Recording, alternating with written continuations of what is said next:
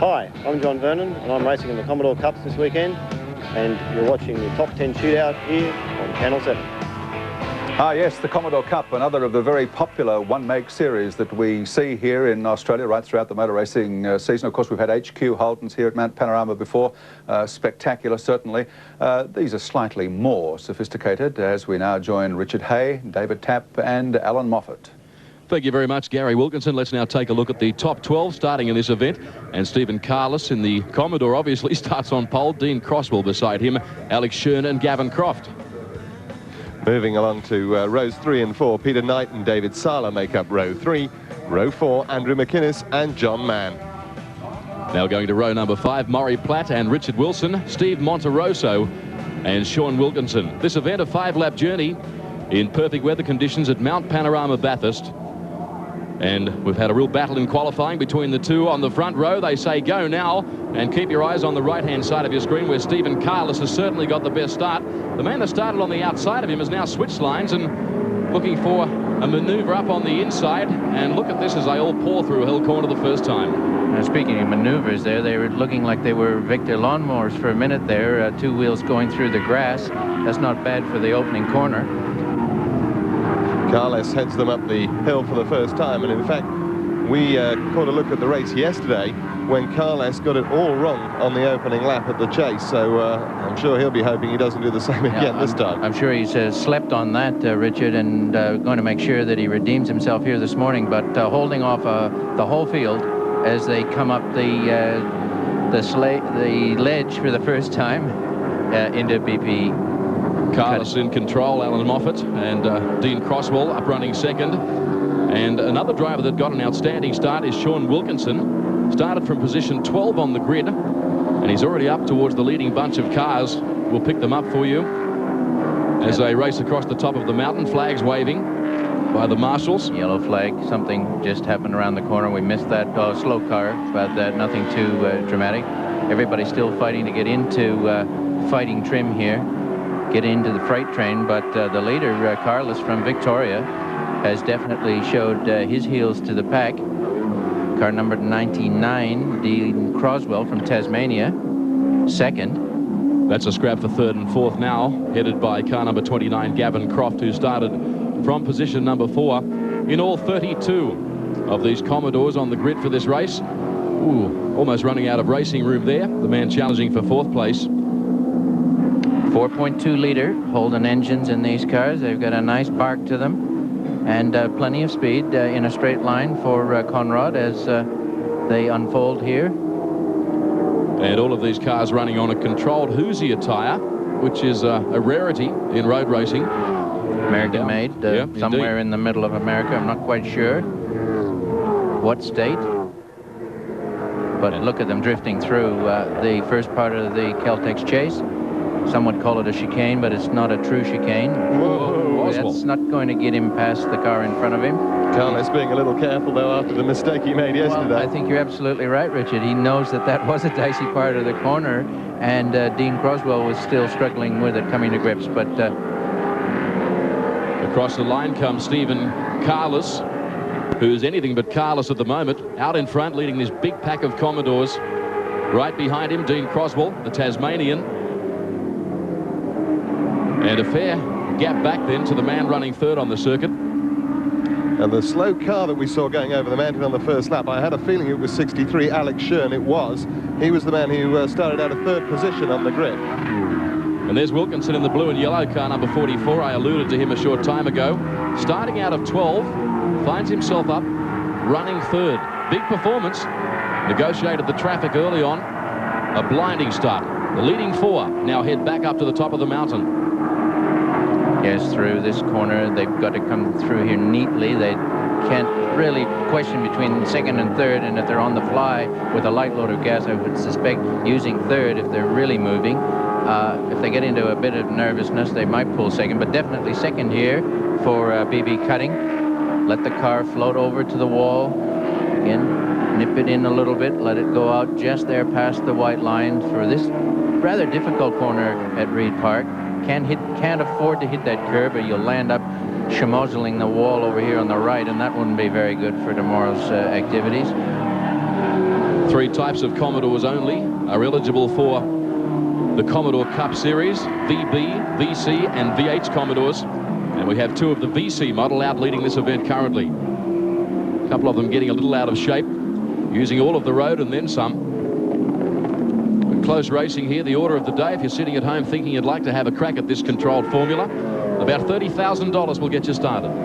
Yes, that will get you started, David, but it won't get you out, and it'll be a disease like all motor racing becomes, and you just have to spend to stay up in front. Good dices going on up and down the field. The 3rd, 4th position one, which is just beginning to split up a little bit at the moment, but Sean Wilkinson in 44, with behind him there 29 Gavin Croft, and then a great dice going on between Peter Knight in 14 and 18 David Sala. Great performance by Wilkinson to move up into a position where he's half a chance of a podium finish. That was him under brakes, getting very loose in the rear end of the car. No change in the order, though, as they approach the completion of their 2nd lap. There's 29 for you, Gavin Croft, the New South Welshman in the V8 Commodore. And Sean Wilkinson from New South Wales on camera at the moment. Very pretty, blue and yellow.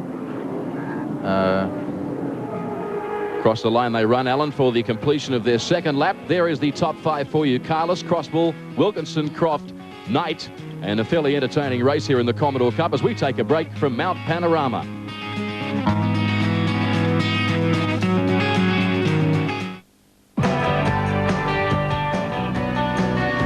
And welcome back to Mount Panorama in beautiful Bathurst. Nice to have your company wherever you might be watching as we continue with the action in the Commodore Cup, where there's no change. It's still Carlos leading this field, and he's being pursued vigorously by the man in 2nd place, Dean Crosswell, the Tasmanian.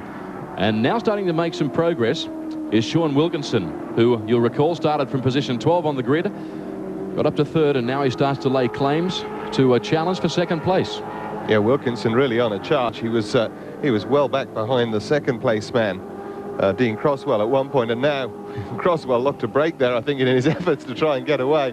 His mirrors are steadily getting more and more full of that blue and yellow car behind. There's more color in his rearview mirror now than he's had earlier, and he's reminiscent of... His face might be a strange color. He's remembering his faux pas yesterday, and he doesn't want to let him down. He's obviously got a good engine under there, support from APE engines in Melbourne, and it's serving him well, but he still has to steer that car properly. Carlos qualified for this event with a 2-minute 41.037 lap. Croswell fractionally behind him with a 2:41.313. Really competitive up the front end of this field. And now Croswell starts to move a touch closer. And these drivers really relishing the thundering V8s at Mount Panorama. Now Croswell is looking like he is right on the ragged edge here. There's no doubt Carlos is the smoother of the 2. I think Croswell's taking the view, I'll do anything I have to. I'm not really too worried about 2nd place at the moment, but if I can somehow launch myself up onto the bumper bar of Stephen Carlos, I'd be prepared to take the gamble. Definitely not as tidy as the lead car. Well, here they come into the chase that Alan Menu refers to as the chicane, I think. Oh, look at Croswell. He is very out of shape. Yes, 253 V8 engines. Croswell's driving it almost like a sprint car. A lot of debris and dirt on the circuit too, as a result of many of them dropping their wheels off the racetrack. I think they have the feeling that the racetrack sort of includes bits and pieces the other side of the white line as well. These cars also running 4-barrel carburetors.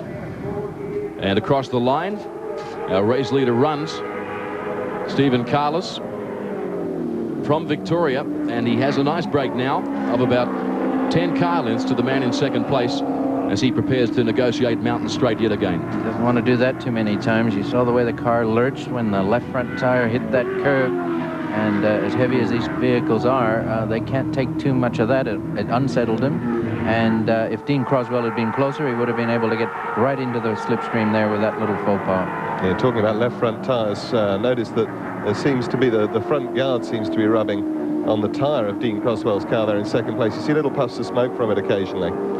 Well, could be a little misalignment there. These body panels are a few years old, and as well they probably have the odd modification as well. Commodores are. These probably have seen a bit of removal of metal from time to time over the years. Oh, Crosswell's enjoying himself out there. We're certainly enjoying watching him drive. Very spectacular.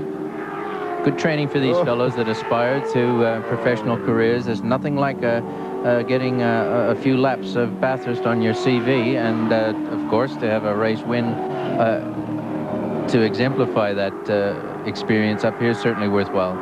As we watch the problem for the man in second place. Crosswell has gone off and miraculously gathers the car up and plants it straight back on the bitumen. He didn't back off there, no, did he? He held that very well. That was actually a very well executed maneuver, even if he is throwing it around. I would say he's throwing it around with gay abandon at the moment. Just maybe a little bit getting his ambitions mixed up with his abilities here, but still holding it on the planet. And that was a very vicious off there.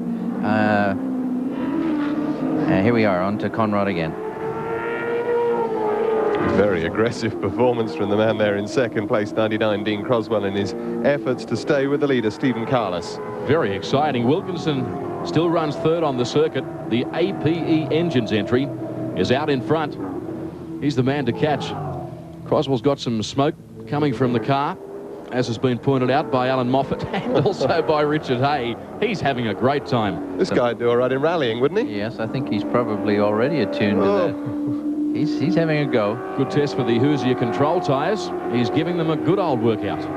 He's got C cargo. And the last lunge here under brakes. Race leader now out of the final turn. Back onto pit straight he runs. And the checkered flag now flies for Stephen Carless, who kept it all together. The spectacular award, though, goes to the man in second spot, Dean Croswell. Yes. And getting home third, Sean Wilkinson, in what was a very good drive by him. There's the top five, confirming the results. Carless, Croswell, Wilkinson, Knight, and David Sala in the Commodore VH, finishing fifth in that Commodore Cup journey.